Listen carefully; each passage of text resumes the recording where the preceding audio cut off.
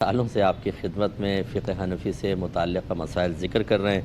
اور انشاءاللہ امید تو ہے اللہ تعالیٰ کی رحمت شامل حال رہی تو جب تک زندگی ہے انشاءاللہ آپ کے سامنے حاضر ہوتے رہیں گے۔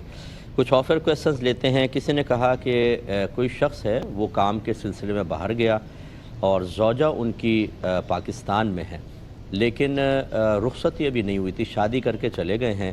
اور وہ 2 ڈھائی 3 سال تک مسلسل ان کو خرچہ وغیرہ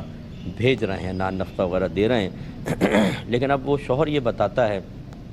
کہ زوجہ کا رویہ ٹھیک نہیں ہے، بعض اوقات وہ کال ہی نہیں کرتی باقاعدگی کے ساتھ، اور اسی طرح نافرمانی کرتی ہے جب اس کو کوئی بات سمجھائی جائے، اور اسی طریقے سے بعض اوقات وہ جیسے ایک دفعہ آنے لگا تو زوجہ نے منع کر دیا کہ یہاں پر نہ ہو ابھی، تو وہ بیچارہ شوہر پریشان ہے۔ تو اب وہ کہتا ہے کہ ایسی صورتحال میں کیا بیوی کا نان نفقہ مجھ پر واجب ہے یا نہیں ہے؟ دیکھیں، مسئلہ یہ ہوتا ہے کہ جب شادی ہو جائے اور رخصتی نہ ہو تو دیکھا یہ جائے گا کہ دیر کس کی طرف سے ہے۔ اگر تو لڑکی والوں کی طرف سے دیر ہے، مثلا لڑکے والے کہتے ہیں کہ بھئی لڑکی کو آپ رخصت کریں، وہ کہتے ہیں بھی ابھی 2-3 سال بچی کے جیسے پڑھائی چل رہی ہوتی ہے، تو ایسی صورت میں یاد رکھیں شوہر پر نان نفقہ واجب نہیں ہوتا، لیکن واجب نہیں ہوتا۔ اگر دینا چاہے وہ احساناً تو بہت اچھی بات ہے، لیکن اگر نہ دے تو بالکل گناہگار نہیں ہوگا، کیونکہ جب تک عورت کی طرف سے اپنے شوہر کے لیے حبس نہ پایا جائے، حا با سین کا لفظ استعمال ہوتا ہے، حبس۔ حبس میں مطلب اپنے آپ کو شوہر کے لیے روک لینا، کہیں نہ جانا بلکہ شوہر کے لیے روکنا، جب یہ چیز پائی جاتی ہے تو پھر نان نفقہ لازم ہوتا ہے۔ جبکہ یہاں لڑکی والوں کی طرف سے دیر ہے تو حبس نہیں پایا گیا، لہٰذا نان نفقے کی مستحقہ نہیں ہوگی۔ لیکن اگر دیر شوہر کی طرف سے ہے، وہ کہتا ہے کہ بھئی میری ڈیوٹی کا مسئلہ ہے، دیگر چیزیں ہیں، تو پھر یاد رکھیں کہ لڑکی والے تو تیار ہیں، وہ تو حبس کے لیے تیار ہے، اب کوتاہی شوہر کی طرف سے ہے تو نان نفقہ بالکل اس کو دینا ہوگا۔ یہ تو بنیادی مسئلہ ہوا۔ باقی یہ کہ زوجہ فون پہ صحیح بات نہیں کرتی یا بعض چیزوں میں کہنا نہیں مانتی، اگر تو شوہر کی طرف سے رخصتی میں کوتاہی ہے تو حبس جب پایا گیا تو ان چیزوں کی وجہ سے نان نفقہ ساقط نہیں ہوگا، معاف نہیں ہوگا، شوہر کو نان نفقہ دینا چاہیے۔ اور اگر زوجہ کی طرف سے کچھ شکایات ہیں تو اپنے بڑوں سے دائرۂ ادب میں رہ کر کہیں کہ وہ بچی کو سمجھائیں، اور کیا مجبوری ہے کیا نہیں، وہ بچی کا موقف تو میرے سامنے نہیں ہے، تو ایسی صورت میں بہرحال نان نفقہ دینا ہوگا، اور اس کو سمجھانے کے لیے پیار محبت سے یا بڑوں کو درمیان میں ڈال کر مسئلے کو حل کیا جائے۔ کسی نے پوچھا ہے کہ جیسا کہ حدیث کا مضمون ہے کہ جس کے آخری الفاظ لا الہ الا اللہ ہوں وہ جنت میں داخل ہوگا، تو وہ کہتے ہیں کہ اس سے کیا مراد ہے؟ صرف اتنا لا الہ الا اللہ یا پورا لا الہ الا اللہ محمد رسول اللہ، یہ دونوں پڑھنے کا حکم ہے یا صرف آدھا کلمہ جس کو ہم پہلا کلمہ کہتے ہیں؟ دیکھیں، جو حدیث کا ظاہر ہوتا ہے نا، سب سے پہلے اسی کو لیا جاتا ہے، اور اس میں جب تک سخت ضرورت نہ ہو کوئی تعویل نہیں کی جائے گی۔ یہ ایک اصول یاد رکھیں، قرآن کا بھی ہم ظاہر لیں گے، حدیث کا بھی ظاہر لیں گے، جیسا یعنی بیان ہو رہا ہے جیسا سامنے سمجھ میں آ رہا ہے وہی لیا جائے گا، جب تک کہ کوئی سیدھا سیدھا لینے میں شرعی قباحت نہ ہو۔ بعض اوقات ایسا ہوتا ہے کہ ظاہری مضمون جو ہے وہ حقیقتاً مقصود الہی یا حدیث کا ظاہری مضمون حقیقتاً مقصود مصطفیٰ نہیں ہوتا، اس میں پھر تعویل کرنی پڑتی ہے، اس میں پھر یہ علماء کا کام ہوتا ہے کہ بھی یہ کہنا جو ظاہر میں نظر آ رہا ہے نا، یہ مقصود نہیں، مقصود یہ ہے۔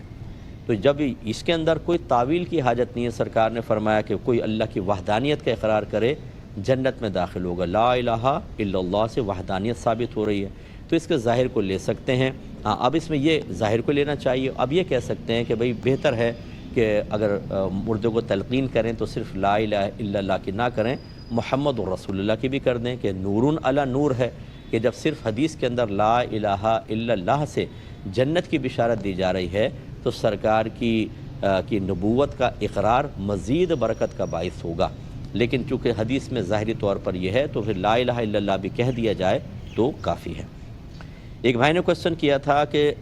جیسے سفر میں جب ہم ہوتے ہیں تو نماز قصر کے اندر ہمارے لیے لازم ہے کہ ہم 4 رکعتی نماز کو 2 پڑھیں، اس میں ہمیں اختیار نہیں ہے، یعنی جیسے ظہر، عصر اور عشاء کے 4 فرض ہیں 2 کر کے پڑھنا ہے۔ وہ پوچھتے ہیں کیا روزے میں بھی ایسا ہی ہے کہ روزے چھوڑنا ہمارے لیے لازم ہے دوران سفر، یا ہمیں دونوں طرح کا اختیار ہے؟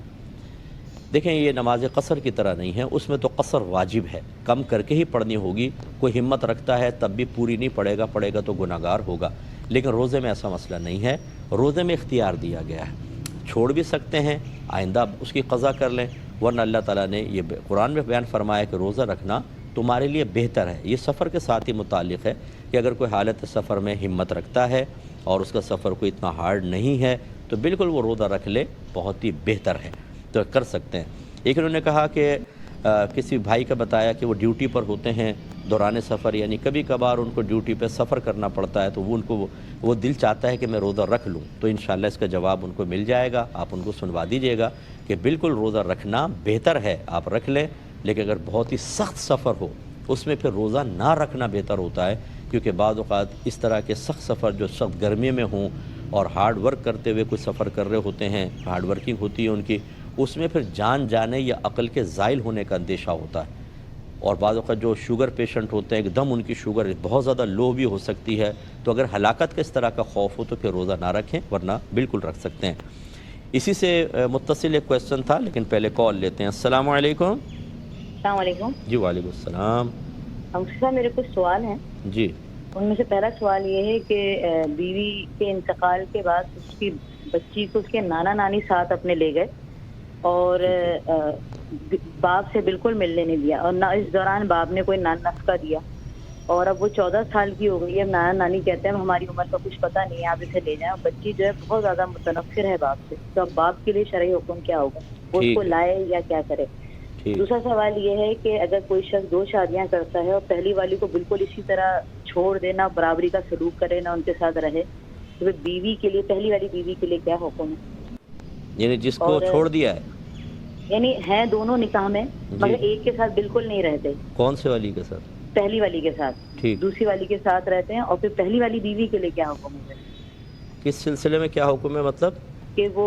اس سے کس طرح کی ڈیمانڈ کر سکتی ہے، نہ نفقہ دیتے ہیں، نہ وہ ساتھ آ کے حقوق زوجیت ادا کرتے ہیں، کچھ بھی نہیں ہے ان کے لیے، بالکل انہوں نے کئی سالوں سے ایسے ہی چھوڑا ہوا ہے۔ ٹھیک ہے۔ اچھا، دوران نماز اگر بلی انہوں نے پالی لی، اگر سامنے آ کے بیٹھ جائے تو سجدہ کیسے کریں؟ اسے ہٹائیں گے ایسے ہی سجدہ کریں؟ ٹھیک ہے۔ اور اچھا، ایک بہن کا سوال یہ ہے کہ سن 2005 میں انہوں نے اپنی بہن سے 7 لاکھ روپے قرض مانگا تھا گھر لینے کے لیے، تو انہوں نے ان سے کہا کہ ہم آپ کو کب واپس دیں، تو انہوں نے کہا تم جب چاہو دے دینا، اپنے تمہیں اللہ تعالیٰ اگر دے گا دے دینا، یا پھر جب میرے بچوں کی شادی ہو دے دینا، ان کے بچے چھوٹے تھے۔ سن 2012 میں شوہر سعودی عرب گئے، انہی کے شوہر کے بلانے پر انہوں نے اپنی علیحدہ جاب کر کے جب ان کو پیسہ دینے کی باری آئی تو انہوں نے کہا نہیں، تمہیں جو ہم نے پیسہ دیا تھا اس کا 3 گنا دو، یا اس پیسے سے تم نے جو گھر خریدا تھا وہ ہمارے نام کرو، ہم یہ اب وہ رقم نہیں لیں گے۔ تو 3 گنا ڈیمانڈ کیوں کہ اگر ہم استعمال کرتے تو نفع ہوتا؟ یوں؟ ہاں، یہ ہم استعمال کرتے تو ہمارا نفع ہوتا، تم نے ہمارے، انہوں نے خود ہی کہا تھا جب وہ دے دینا، جب تمہارے بچوں کی شادی ہو جب دینا۔ اب ان کے لیے کیا حکم ہوگا اگر وہ کہتی ہیں کہ ہم؟ ٹھیک ہے، میں بتاتا ہوں انشاءاللہ۔ ٹھیک ہے، پہلے یہ لے لیتے ہیں۔ یہ کہا کہ بیوی کا انتقال ہو گیا کسی کی، تو بچی کو جو تھے وہ نانا نانی اپنے ساتھ لے گئے، اور اس تقریباً اب بچی 14 سال کی ہے، اس دوران والد نے نہ نفقہ دیا، نہ میل ملاقات رکھی۔ اب جو ہے وہ چاہتے ہیں کہ نانا نانی کے باپ ملے، تو کیا حکم ہے؟ بچی باپ سے بہت متنفر ہے اتنے عرصے نہ ملنے کی وجہ سے، تو کیا باپ اب لائے یا نہ لائے؟ دیکھیں، مسئلہ یہ ہے کہ پہلے تو اس بات پہ غور کرنا چاہیے کہ باپ نے بچی کو کیوں نہیں رکھا، کہ اگر بیوی کا انتقال ہوا تھا تو باپ کی ذمہ داری تھی کہ وہ بچی کو اپنے پاس رکھتا، یعنی وہ نانا نانی بھی رکھ سکتے ہیں، لیکن بہرحال باپ کو مسلسل میل ملاقات رکھنی تھی، وہ کیوں نہیں کیا؟ تو اگر کوتاہی باپ کی طرف سے تھی تو اتنا عرصہ جو چھوڑ کر رکھنا، نان نفقہ نہ دینا اور اپنی سگی اولاد کو بالکل نظر انداز کر دینا، اس میں باپ بہت گناہگار ہوا، اللہ کی بارگاہ میں اس کو توبہ کرنی چاہیے۔ اور اگر باپ بالکل تیار تھا لیکن نانا نانی نے اس کو بالکل ملنے نہیں دیا، اور بہرحال نانی کا تو حق ہے کہ وہ پال سکتی تھی لیکن بالکل نہیں ملنے دیا، تو پھر نانا نانی قصوروار ہیں۔ دوسرا یہ کہ اگر بچی باپ سے متنفر ہے تو کیوں ہے؟ کیا صرف اس رویے کی وجہ سے کہ 14 سال تک باپ مجھ سے نہیں ملا اس وجہ سے، یا بعض اوقات جو ہم نے دیکھا ہے کہ اگر داماد میں اور بیٹی میں کوئی ناچاقی ہو جاتی ہے اور سپریشن ہو جائے یا بیٹی کا انتقال ہو جائے، تو جو ننیال والے ہوتے ہیں وہ بچوں کے ذہن میں باپ کی نفرت بھرتے ہیں، اور جھوٹ بھی بعض اوقات سچ بھی ہوتا ہے، بعض اوقات جھوٹ لگا لگا کر، تاکہ وہ چاہتے ہیں کہ بچے باپ سے متنفر رہیں۔ اگر ایسی صورتحال ہے تو جس نے دل میں نفرت ڈالی وہ حرام اور گناہ کبیرہ کا مرتکب ہوا، اور اسی طرح بچی بھی گناہ گار ہوگی کہ اگر وہ بالغہ ہو چکی ہے تو باپ سے بغیر اس طرح کی وجہ کہ وہ سخت ناراض رہنا، تو بچوں کو اپنے ماں باپ سے ناراض رہنے کا بالکل بھی حق نہیں ہوتا۔ ایسی کوئی بچی اگر مجھے سن رہی ہے تو خدا را اگر آپ کے دل میں بس فرض کر لیں کہ سچ ہو تب بھی، اور فرض کر لیں کہ جھوٹ بولا گیا ہو تب بھی، دونوں صورتوں میں بہرحال باپ کا حق ساقط نہیں ہوتا۔ بچی کو چاہیے کہ اپنے باپ کو اگر اس کی کوتاہی ہے تو معاف کرے، اور ویسی نفرت ڈالی تھی تو پھر تو بدرجہ اولیٰ ملنا چاہیے۔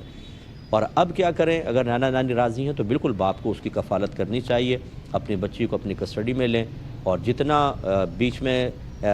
خطائیں ہوئیں یہ تو کفارہ پورا کرنے کا بہترین طریقہ ہے کہ بچی کو اچھا پیار دیں، محبت دیں، اس کے نان نفقے کا خیال رکھیں، اس کو اگر وہ پڑھ رہی ہے تو اچھی طرح پڑھائیں اور اس کی اچھی جگہ شادی کریں تاکہ بچی راضی ہو، خوش ہو، اور جو کوتاہیاں پیچھے ہوئی ہیں اللہ تبارک و تعالیٰ اس خدمت کو ان کا کفارہ بنا دے۔ تو ہر طرف سے جو اپنی کوتاہی محسوس کر رہا ہے بچی بھی غور کرے، والد صاحب کو غور کرنا چاہیے، نانا نانی ننیال والوں کو غور کرنا چاہیے، جس کی کوتاہی ہے اسے اللہ کی بارگاہ میں توبہ کرنی ہوگی، ورنہ دنیا تو ابھی ختم ہو جائے گی، اصل ہے آخرت۔ میدان محشر کے اندر بچی بھی کھڑی ہوگی، والد بھی کھڑا ہوگا، یہ نانا نانی یا اس کے جو ماموں خالاؤں نے اگر نفرتیں ڈالی تھیں سب کو اللہ تعالیٰ جمع کر کے وہاں حساب و کتاب لے گا۔ جس کے عمل میں کوتاہی ہوئی، یہ حقوق العباد کا مسئلہ ہے، یاد رکھیں نیکیاں نام اعمال سے نکالی جائیں گی اور سامنے والے کے نام اعمال میں ڈالی جائیں گی، اور اگر حساب کتاب پورا نہیں ہوگا تو ان کے گناہ نکال کر اس شخص کے نام اعمال میں ڈالے جائیں گے۔ اور بعض اوقات ایسا بھی حدیثوں میں آیا ہے کہ ایک شخص نماز، روزہ، زکوٰۃ وغیرہ لے کر آئے گا، لیکن اسی طرح حقوق العباد میں کوتاہیوں کی بنا پر اس کی نیکیاں ان کو دی جائیں گی، پھر اس کے گناہ اس کے نام اعمال میں ڈال کر اس کو جہنم میں ڈال دیا جائے گا۔ یہ آسان بات نہیں ہوتی ہے، ہم ان حقوق العباد کے مسائل پہ بالکل غور نہیں کرتے، حج پہ حج کر رہے ہیں، عمرے پہ عمرے کر رہے ہیں، تسبیح ہاتھ میں لی ہوئی ہیں جی، تہجد بھی پڑھ رہے ہیں، قرآن پاک پڑھ رہے ہیں، یہ ساری نیکیاں یوں نکل جائیں گی۔ آپ یقین کیجئے حدیث اگر آپ پڑھیں تو دل میں بہت خوف پیدا ہوتا ہے۔ حقوق العباد کے مسئلے میں بالکل کوتاہی نہیں ہونی چاہیے۔ اللہ تعالیٰ سب کو سمجھنے کی توفیق عطا فرمائے، آمین۔ ایک مختصر سا بریک لیں گے، ہمیں یقین ہے آپ ہمارے ساتھ ہی رہیں۔ بسم اللہ الرحمن الرحیم، پہلے کال لیتے ہیں پھر جوابات کی طرف آئیں گے۔ السلام علیکم۔ وعلیکم السلام ورحمۃ اللہ وبرکاتہ۔ مفتی صاحب کیسے ہیں؟ اللہ کا بڑا کرم، اللہ کا کرم۔ مفتی صاحب آپ سے یہ سوال کرنا تھا کہ بعض اوقات کوئی ہمارا دل دکھا دیتا ہے اور ہم اس کو زبان سے معاف بھی کر دیتے ہیں، اس سے رویہ بھی اچھا رکھنے کی کوشش کرتے ہیں، مگر وہ پہلے کی طرح دل ان کی جانب مائل نہیں ہوتا، تو کیا اس میں بھی ہم گناہ گار ہوتے ہیں؟ جی ٹھیک ہے۔ دوسرا اور سوال یہ کرنا تھا کہ شادی شدہ جو بہنیں ہوتی ہیں ہماری، وہ اپنی والدہ سے اپنے سسرال کا حوال ذکر کرتی ہیں اکثر، تو اس کے اندر نیت چغلی یا غیبت کی نہیں ہوتی، لیکن بس بعض اوقات وہ گھر کی دل ہلکا کرنے کے چکر میں نا وہ اس طرح کی باتیں کر جاتی ہیں، تو کیا اس پر بھی غیبت اور چغلی کا حکم لگے گا؟ ٹھیک ہے۔ اور ایک سوال یہ بھی تھا کہ بعض اوقات جو ہماری پردے والی بہنیں ہوتی ہیں وہ باہر کھانا وغیرہ کھانے جاتی ہیں ہوٹلنگ کے لیے، تو ایسی صورت میں اگر حجاب کے اندر کھانا کھایا جائے تو حجاب خراب ہو جاتا ہے یا عبایا وغیرہ گندا ہو جاتا ہے، تو کیا ایسی صورت میں صرف اتنی دیر نقاب ہٹانے کی اجازت ہوگی جتنی دیر کھانا کھا رہے ہیں؟ ٹھیک ہے۔ اور بس یہی سوالات ہیں۔ میں عرض کرتا ہوں، ایک کویسچن نے کیا تھا کہ کسی شخص نے 2 شادیاں کی اور پہلی والی بیوی کو بالکل چھوڑ دیا، نہ نان نفقہ دیتا ہے نہ اس کا کوئی حق ادا کرتا ہے، تو وہ عورت کیا کرے؟ کیا وہ مطالبہ کر سکتی ہے شوہر سے اپنے حقوق وغیرہ کا؟ کیا حکم شرع ہوگا؟ جی بالکل، دیکھیں نبی کریم صلی اللہ علیہ وسلم نے ارشاد فرمایا کہ جو شخص جس کی 2 بیویاں ہوں اور ایک بیوی کو بالکل معطل کر دے، ایسی چھوڑ دے، تو وہ بروز قیامت اس حال میں آئے گا کہ اس کی ایک جانب فالج زدہ ہوگی۔ آپ اندازہ کریں تو یہ اللہ تعالیٰ نے اسی لیے قرآن عظیم میں واضح طور پہ فرمایا کہ فَانْكِحُوا مَا طَابَ لَكُم مِّنَ النِّسَاءِ مَثْنَىٰ وَثُلَاثَ وَرُبَاعَ، تمہیں جو عورتیں پسند ہو تم ان سے نکاح کر سکتے ہو، 2 سے، 3 سے، 4 سے، لیکن صاحب پھر بعد میں بیان فرمایا فَإِنْ خِفْتُمْ أَلَّا تَعْدِلُوا فَوَاحِدَةً، پھر اگر تمہیں یہ خوف ہو کہ ان میں عدل نہ کر سکو گے تو ایک سے نکاح کرو۔ اور یہ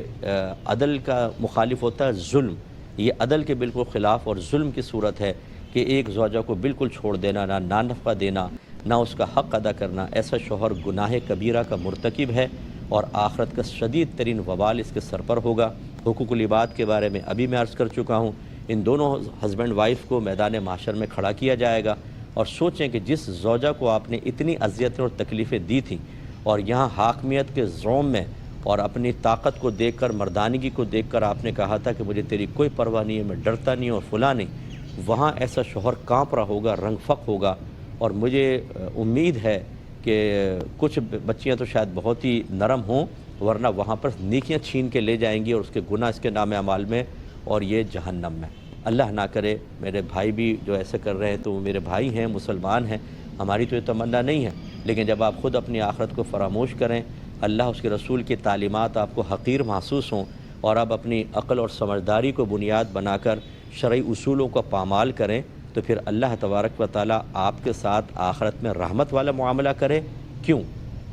اس لیے شوہر کو چاہیے فوراً مائل ہو، اور بالکل عورت کا یہ حق ہے، وہ نان نفقے کا مطالبہ کر سکتی ہے، حتیٰ کہ کورٹ میں کیس کر کے وہاں سے نان نفقہ وصول کروا سکتی ہے۔ اسی طرح وہ ڈیمانڈ دیگر حقوق کی ادائیگی کی کر سکتی ہے، حتیٰ کہ اگر شوہر وہ عورت مسلسل اذیت اور تکلیف میں ہے، اس کے پاس اور کوئی سورس آف انکم نہیں ہے، یا تقاضائے نفسانی ایسا ہو رہا ہے کہ وہ اگر شوہر مائل نہیں ہوتا تو وہ زنا کی طرف مائل ہو جائے گی، ایسی صورت میں پوری کوشش کر لے، اگر نہ مانے تو وہ طلاق کا مطالبہ بھی کر سکتی ہے کہ بھئی مجھے چھوڑ دو یا خلا دے دو تاکہ مجھے آزاد کرو، میں کسی اور سے نکاح کروں، اور ایسی صورت میں طلاق کا مطالبہ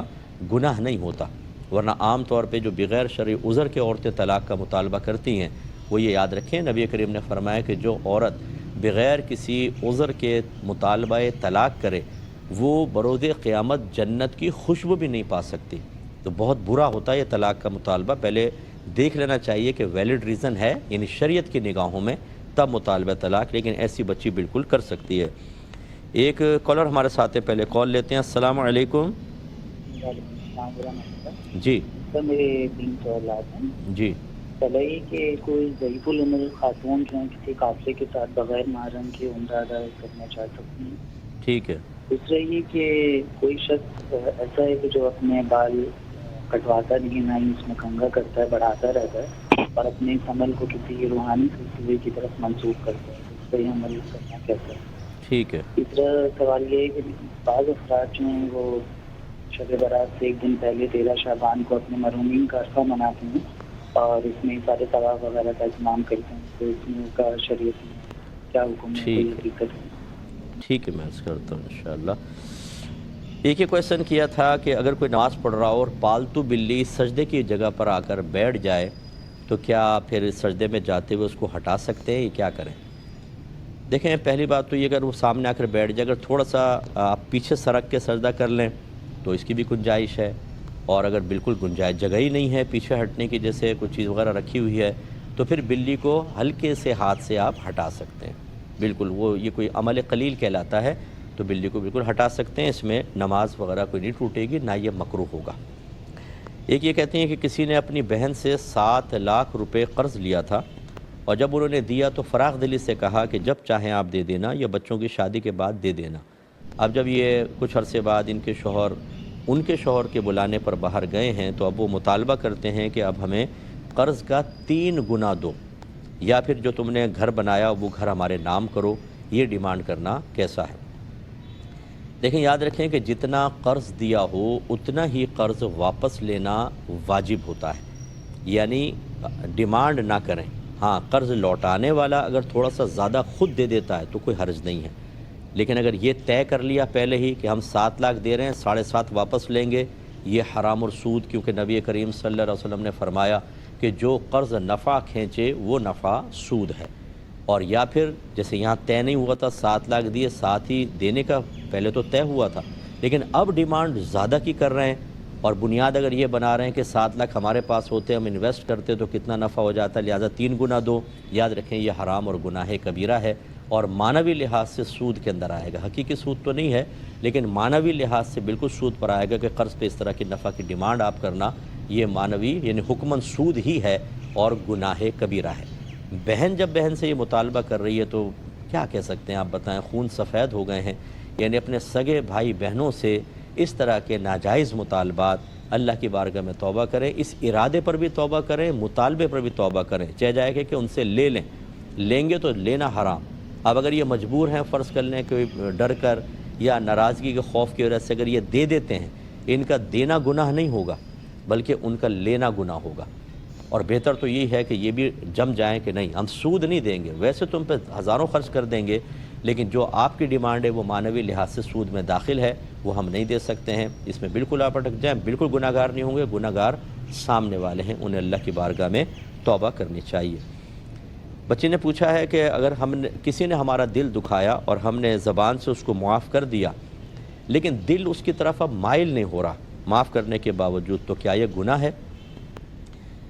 دیکھیں پہلے یہ آیت یاد رکھیں کہ لا یکلف اللہ نفسا الا وسعہا، اللہ تعالیٰ کسی جان کو اس کی ہمت سے زیادہ آزمائش میں مبتلا نہیں کرتا، تو لہذا جتنا ہمارے قدرت و اختیار میں جب ہم وہ کر لیتے ہیں اور کسی ایسی صورتحال میں داخل ہو جائیں کہ وہ ہماری قدرت و اختیار سے باہر ہے تو اس آیت کے مضمون کے مطابق اس پر کوئی گرفت نہیں ہوتی۔ ہمارے اختیار میں کیا تھا، کسی نے دل دکھایا تو ہم اس کو درگزر کر دیں، معاف کر دیں، یہ عظمت کی بات ہے، تو آپ نے زبان سے معاف کر دیا، درگزر کر دیا، لیکن بعض وقت قلبی کیفیات ہمارے تابع نہیں ہوتی۔ جیسے سگے والدین کو بھی آپ دیکھ لیں، اگر 5-6 بچے ہیں تو کسی بچے کی طرف تو دل بہت ہی مائل ہوتا ہے اور دوسروں کی طرف کم ہوتا ہے، لیکن وہ ظاہر نہیں کرتے، وہ تو یکساں سا رویہ رکھتے ہیں، تو ظاہر ہونا بھی نہیں چاہیے کیونکہ یہ ہمارے قدرت و اختیار میں ہے، لیکن قلبی مائلان تو ہمارے قدرت و اختیار میں نہیں ہے، تو دل کے معاملات چونکہ اختیار میں نہیں ہوتے اس لیے اس پر آپ کی کوئی گرفت نہیں ہے، نہ اس میں گناہ کا پہلو ہے۔ نبی کریم صلی اللہ علیہ وسلم اللہ تعالیٰ کی بارگاہ میں بعض اوقات یہ دعا کرتے تھے کہ اللہ تعالیٰ ازواج کے سلسلے میں جو میرے قدرت و اختیار میں تھا وہ میں نے کیا، اور جو میرے قدرت و اختیار میں نہیں تو اس پر مجھ سے درگزر فرما لے۔ شرح اس کی یہ بیان کی گئی کہ بیویوں میں باری مقرر کرنا، سب کے ساتھ اچھا سلوک رکھنا، یہ انسان کے قدرت و اختیار میں ہوتا ہے، سرکار نے سب کے ساتھ کیا، لیکن قلبی میلان جو ہے وہ سیدہ عائشہ صدیقہ رضی اللہ تعالی عنہا کی طرف بہت زیادہ تھا۔ سب سے زیادہ بی بی خدیجۃ الکبریٰ رضی اللہ تعالی عنہا سے سرکار محبت فرماتے تھے، اور وہ تو چونکہ ان کا وصال ہو گیا تھا، پھر جو ازواج میں سب سے زیادہ حبیبہ جو تھیں وہ سیدہ عائشہ تھیں، تو سرکار یہ کہہ رہے ہیں کہ یا رب کریم میرا دل جو عائشہ کی طرف زیادہ مائل ہے یہ میرے قدرت و اختیار میں نہیں، اس پہ تم مجھ سے درگزر فرما لینا، امید ہے کہ بات سمجھ گئے ہوں گے۔ ایک انہوں نے پوچھا ہے کہ بعض اوقات بچیاں جو ہوتی ہیں وہ اپنے سسرال میں جو کچھ معاملات ہوتے ہیں وہ آ کے میکے میں بتاتی ہیں تاکہ دل ہلکا ہو جائے، لیکن کوئی غیبت یا چغلی کرنا مقصود نہیں ہوتا، تو کیا حکم شرع ہے؟ دیکھیں ہمارا مشورہ تو یہ ہے کہ یہ نہ کیا جائے، کیونکہ نہ چاہتے ہوئے بھی غیبت بھی ہو جاتی ہے اور چغلی بھی ہو جاتی ہے۔ ہاں کوئی بہت ہی سینسٹیو مسئلہ ہو، بچی کو مار رہے ہیں، پیٹ رہے ہیں، یا بہت ہی نازیبہ اس کے ساتھ سلوک کر رہے ہیں، وہ تو آ کے جب بتائے گی تو نہ یہ غیبت میں ہے نہ چغلی میں ہے، یہ ایک فریاد کرنے کے اندر آتا ہے، جیسے حاکم اسلام کے پاس انسان فریاد کرتا ہے، کسی مفتی صاحب سے مسئلہ معلوم کرتا ہے اور اس میں وہ ساری چیزیں ذکر کرتا ہے تاکہ درست شرعی حکم پتہ چل جائے، ایسی صورت میں تو ٹھیک ہے کہ بھئی میکے والی مسئلہ حل کریں گے بتا دیں، لیکن ایک ہے کہ ویسے آ کے ڈسکس کرنا، میری نند نے یہ کیا، میری ساس نے یہ کیا، میرے شوہر نے، میرے دیور نے، جیٹھ نے، اور دیورانی نے، جٹھانی نے، یہ مناسب نہیں ہوتا، اس میں غیبت بھی ہو سکتی ہے، چغلی بھی ہو سکتی ہے، اور کبھی ایسا ہوتا ہے کہ یہ ساری باتیں بتائیں اور کبھی کوئی لڑائی جھگڑا ہوا تو میکے والے ان باتوں کو ظاہر کرتے ہیں، اس وقت پھر سسرال والے کہتے ہیں کہ اچھا اس کا مطلب ہے ساری ہماری باتیں وہاں جا کے بتائی ہیں۔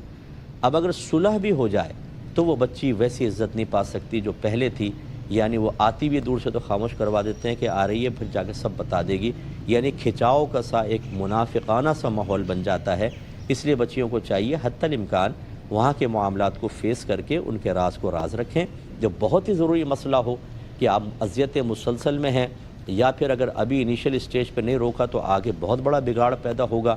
وہ آپ شکایت یا غیبت کی نیت سے نہیں بلکہ مسئلے کے حل کی نیت سے بتا سکتے ہیں، اور اسی کو بتائیں جو اس کے حل کرنے کی صلاحیت رکھتا ہے، ورنہ تو پھر کیا فائدہ، جب سامنے والا حل ہی نہیں کرے گا تو خالی دل کے پھپولے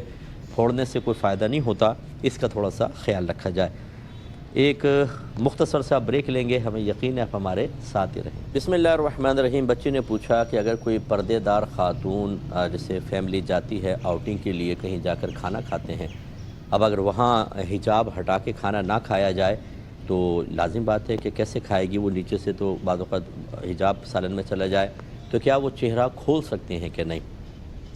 دیکھیں اس میں باہر جانا منع نہیں ہوتا، ایسی جگہ کا انتخاب کریں جہاں غیر مردوں کی نگاہ نہ پڑے، کوئی کارنر کے اندر ٹیبل لے لیں اور سیٹنگ ایسی رکھیں کہ ख़वातीन کی پیٹھ اس طرف ہو کہ اگر ویٹر وغیرہ آتا بھی ہے تو فرنٹ کے اوپر مرد حضرات بیٹھے ہوں تو فرنٹ چہرہ نہیں آئے گا، اور بہنیں پھر اپنا حجاب اتار سکتی ہیں، اور ایسا کچھ رکھیں کہ جیسے اس طرح کر کے تھوڑا سا وہ کھاتی رہیں، کوئی آئے تو فوراً اس طرح کم از کم یوں سامنے کر لیں تاکہ چہرے پر نگاہ نہ پڑے، لیکن اس کی بہرحال گنجائش ہے، بہنیں باہر جا کر کھانا کھا سکتی ہیں احتیاط کے ساتھ۔ ایک انہوں نے بھائی نے پوچھا ہے کہ کوئی ضعیف العمر خاتون ہیں تو کیا وہ بغیر محرم کے عمرے پہ جا سکتی ہیں؟ تو جی بالکل، اگر وہ ایسی ہیں کہ جو بہت زیادہ بوڑھی ہو چکی ہوں، جیسے 65-70 سال کی ہیں، اور دیکھنے میں کوئی جاذب نظر بھی نہ لگیں، اور اس طرح بھی نہ ہوں کہ وہ اتنی ایج میں جا کر انہوں نے اپنے آپ کو ایکسرسائز وغیرہ کے ذریعے اتنا کر لیا ہو کہ دیکھنے میں وہ 40-45 کے لگیں، یعنی غیر جاذب نظر، ضعیف العمر، اور ساتھ کوئی ان کے لے جانے والا ہو، یعنی سنبھالنے، قافلے میں سنبھالنے والے ہیں، تو ایسی خاتون کے لیے اجازت ہوتی ہے۔ یہ میں نے پہلے بھی کچھ پروگرام پہلے بھی یہ سوال جواب عرض کیا تھا، یہ جو آج ہماری بہنیں کہتی ہیں جی فلاں جگہ کا فتویٰ آ گیا، فلاں کا آ گیا، اور ادھیڑ عمر یا جوان عورتیں بغیر محرم کے سفر کر رہی ہیں کہ ہمیں اجازت مل گئی ہے، ایسا بالکل نہیں۔ دین ہمارے نبی کا ہے، کسی مفتی صاحب کا نہیں ہے کہ جو نبی کریم کے قول کے مقابل اجازت دے دیں، یہ بالکل نہیں چلے گا۔ رحمت کونین صلی اللہ علیہ وسلم نے واضح طور پہ فرمایا کہ جو عورت اللہ تبارک و تعالیٰ اور اخروی دن پر ایمان رکھتی ہے، وہ اپنے شوہر یا کسی محرم کے بغیر 3 دن کی مسافت کا سفر طے نہ کرے، جو ہم کلومیٹرز میں تبدیل کریں تو 92 کلومیٹرز بنتا ہے، اور یہ تو بہت لمبا سفر ہے، تو عورت قدم قدم پر گناہگار ہوگی۔ ضعیفہ کے لیے اجازت ہوتی ہے۔ ایک انہوں نے کہا کہ ایک شخص ہیں جو اپنے بال بڑھاتا رہتا ہے، کاٹتا نہیں ہے، اور کافی لمبے بال ہو گئے ہیں، اور اپنے آپ کو کسی روحانی سلسلے کی طرف منسوب کرتا ہے، تو کیا حکم شرع ہوگا؟ دیکھیں، روحانی ہو یا طوفانی ہو، بہرحال شریعت کی فالوئنگ، شریعت کو فالو کرنا، شریعت کی رعایت کرنا، اگر وہ روحانی اپنے آپ کو کہتے ہیں، مذہبی کہتے ہیں، تو بدرجہ اولیٰ ان کو کرنی چاہیے۔ اور نبی کریم صلی اللہ علیہ وسلم نے جب بھی بال رکھے ہیں، کبھی کان کی آدھے کان تک رکھے ہیں، کبھی کان کی لو تک، اور زیادہ بڑھائے ہیں تو کندھے کو چھو جاتے تھے، اس سے نیچے نبی کریم صلی اللہ علیہ وسلم نے نہیں رکھے۔ تو یہ تو عمل سرکار کا ثابت ہوا، اور سرکار نے ارشاد فرمایا کہ جو مرد عورتوں کی مشابہت اختیار کریں اور جو عورتیں مردوں کی مشابہت اختیار کریں، ان پر اللہ کی لعنت ہے۔ اس کا نتیجہ پھر یہ نکلا، ہمارے علماء فقہاء نے ارشاد فرمایا کہ مرد کندھے سے نیچے بال نہیں رکھ سکتا، کندھے تک چونکہ نبی کریم سے ثابت رکھ سکتا ہے، کندھے سے نیچے رکھے گا تو یہ عورتوں کی مشابہت میں آ جائے گا، اور اس پر پھر اللہ تبارک و تعالیٰ کی رحمت نہیں بلکہ جسٹ اپوزٹ چیز نازل ہوگی۔ تو یہ جو اپنے آپ کو یہ سمجھنا کہ ہم مذہب کی طرف مائل ہو گئے ہیں، تو خود مذہب کا مذاق اڑانا، اس کی پابندیوں کی دھجیاں بکھیر دینا، اور یہ ثابت کرنا کہ جی ہم تو فقیر لوگ ہیں، ہم تو درویش لوگ ہیں، ہم تو روحانی سلسلے تعلق رکھتے ہیں، تو ہمارے لیے خصوصی رعایتیں ہوں گی، ایسا کچھ بھی نہیں ہے۔ حضرت با یزید بستامی صاحب رحمۃ اللہ علیہ فرمایا کرتے تھے کہ ہوا میں اڑنا کوئی کمال نہیں، یہ تو ایک مکھی بھی کر سکتی ہے، پانی پہ چلنا کوئی کمال نہیں، یہ تو ایک تنکا بھی کر سکتا ہے، اصل کمال یہ ہے کہ نبی کریم صلی اللہ علیہ وسلم کی شریعت پر عمل کیا جائے۔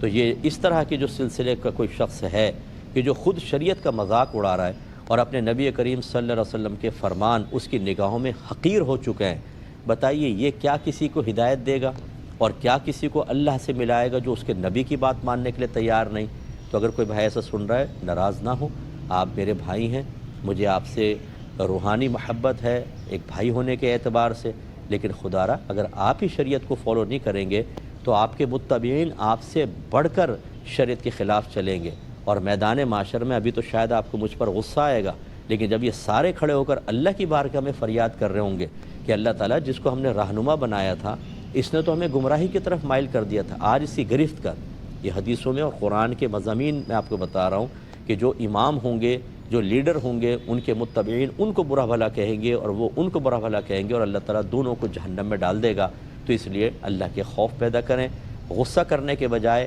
اپنا محاسبہ، اپنا احتساب کر کے ٹھنڈے دل سے غور کر کے شریعت کے تابع ہو جائیں، یہی سب سے بیسٹ ہے۔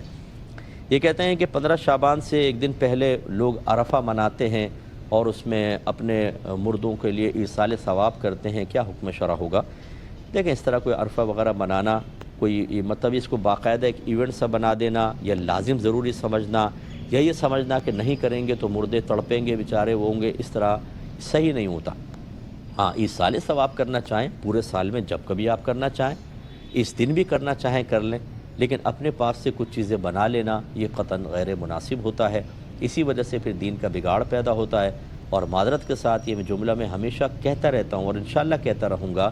کہ اصل دین ہمارے لوگوں کو بالکل معلوم نہیں، اور جو چیزیں نئی ایجاد ہوئی ہیں جن کو میں ہمیشہ ہر چیز کو غلط بھی نہیں کہہ رہا ہوں، لیکن ان میں شغف، ہماری مشغولیت، ہماری مصروفیت، ان کی طرف قلبی میلان، اس کا اعتقاد، ان پر اعتماد بھلا کا نظر آئے گا آپ کو۔ گھروں میں اصل دین نہیں، قرآن نہیں کھلے گا ترجمہ تفسیر سے، حدیثیں نہیں، سیرت نہیں، فقہ کا کوئی درس نہیں ہوگا۔ ان تمام معمولات میں، ان تمام نظریات میں ہم اتنے مشغول ہو چکے ہیں کہ ہمیں پرواہ نہیں ہے کہ اللہ اس کے رسول نے فوقیت اور بنیادی چیزیں کون سی بیان کی تھی، کن چیزوں کو فوقیت دی تھی، کون سی چیزیں بنیادی تھیں، اس سے گھر کے گھر خالی ہیں۔ 34 سال ہو گئے مجھے تقریباً تبلیغ کرتے ہوئے، اللہ تعالیٰ رحم فرمائے۔ تو بہرحال ایصال ثواب آپ کر سکتے ہیں، لیکن اس طرح اپنے پاس سے مختلف چیزیں بنا کر اور اس کو پھر اپنے گھر میں اس طرح ظاہر کرنا کہ آنے والی نسلیں سمجھے کہ شاید یہ مذہب کا حصہ ہے، یہ بھی مناسب نہیں ہوتا۔ یہ کہتے ہیں کہ ایک شخص تھا، اچھا ایک اسی سے متعلق کویسچن تھا جو میں نے پچھلے پروگرام میں آدھا ہوا تھا، آدھا رہ گیا تھا، کہ بعض ٹرک ڈرائیور ایسے ہوتے ہیں اور بس ڈرائیور جو رمضان میں سفر کرتے ہیں اور مسلسل سفر کرتے ہیں، ان کے لیے روزے کا حکم کیا ہوگا؟ دیکھیں، اگر تو وہ روزہ رکھنے کی طاقت رکھتے ہیں کہ بعض اوقات ایئر کنڈیشن گاڑیاں ہوتی ہیں، بسیں ایسی ہوتی ہیں، اور بعض ہوتی ہیں جو ایئر کنڈیشن نہیں ہوتی، لیکن یہ ہے کہ موسم اچھا خوشگوار ہوتا ہے اور روزہ رکھنا ان کے لیے کوئی مسئلہ نہیں ہوتا، اور وہ اگر غور کریں تو وہ جب چلتے ہیں تب کھاتے ہیں تھوڑا بہت، راستے میں تھوڑا بہت پانی پیا اور شام کو جا کر کھاتے ہیں، اگر وہ تھوڑا سا غور کر لیں تو آرام سے روزہ رکھ سکتے ہیں۔ تو اگر روزہ رکھ سکتے ہیں آرام سے، بہرحال رکھ لیں۔ اگر وہ مشقت محسوس کرتے ہیں تو بالکل چھوڑ سکتے ہیں، کوئی گناہ نہیں ہے، بعد میں اس کی قضا کر لیں۔ اور یہی نفلی روزوں کے بارے میں ہے۔ رمضان کے روزے میں جب اتنی رعایت ہے تو نفلی میں تو بدرجہ اولیٰ، وہ تو ہمارے قدرت و اختیار میں، رکھنا چاہیں رکھیں، چھوڑنا چاہیں چھوڑ دیجئے۔ یہ کہتے ہیں کہ ایک خاتون تھی، جب ان کا وصال ہونے لگا تو انہوں نے اپنے بچوں کو وصیت کی کہ مجھے ایک تابوت کے اندر دفنانا۔ تو ان کے بچوں نے ایک ایسے تابوت میں ان کو رکھا کہ جس کے اوپر شیشہ لگا ہوا تھا کہ اوپر سے مطلب مردہ نظر آ رہا تھا۔ تو ایک عزیزہ تھیں، وہ وقت پہ نہیں پہنچی، تو پھر انہوں نے اس طرح کیا کہ وہ جب تابوت میں رکھ دیا تو والدہ کا چہرہ کھول دیا، وہ شیشے سے باہر سے نظر آ رہا تھا، جو بعد میں آتا تھا وہ دیکھ لیتا تھا۔ تو ایک تو یہ تابوت کی وصیت، اور دوسرا اس طرح لوگوں اپنا چہرہ کھولنا والدہ کا، یہ کیا حکم ہے شرع ہے۔ لیکن خاتون وہ ضعیف کہتے ہیں کہ بوڑھی خاتون تھی۔ دیکھیں، پہلی بات تو یہ کہ انہوں نے تابوت میں دفنانے کی وصیت کیوں کی؟ اگر تو کوئی معقول وجہ تھی کہ ان کا جسم اس طرح کا تھا کہ مطلب لاغر ہو رہا تھا یا کیا، اس کو تابوت میں سمیٹ کے رکھنا بہتر تھا، اور وہ عورت جانتی تھی کہ مجھے بیماریاں وغیرہ ہیں، تب تو گنجائش نکلتی ہے،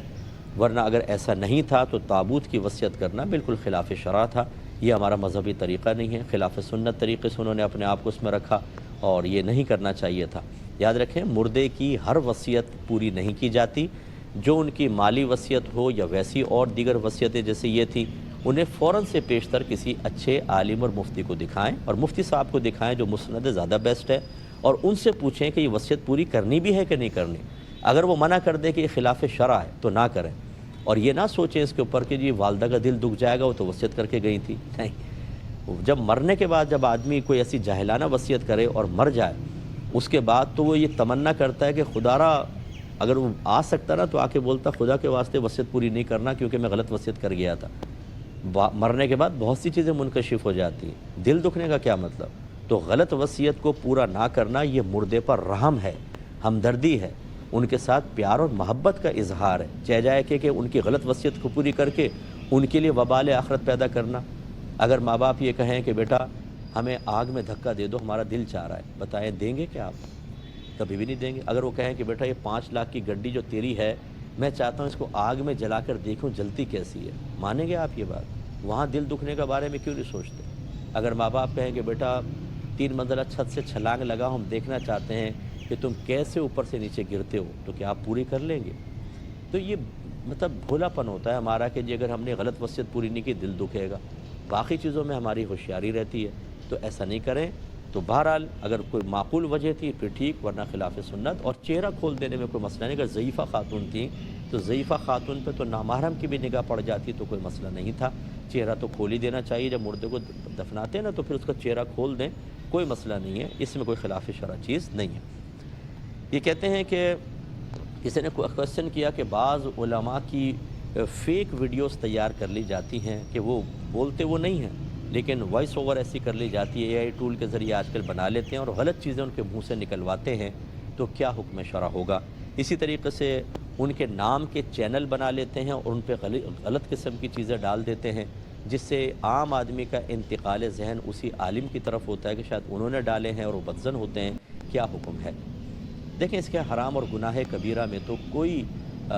شبہ نہیں ہو سکتا کہ ایک مسلمان کو کے بارے میں اس کی فیک ویڈیو بنانا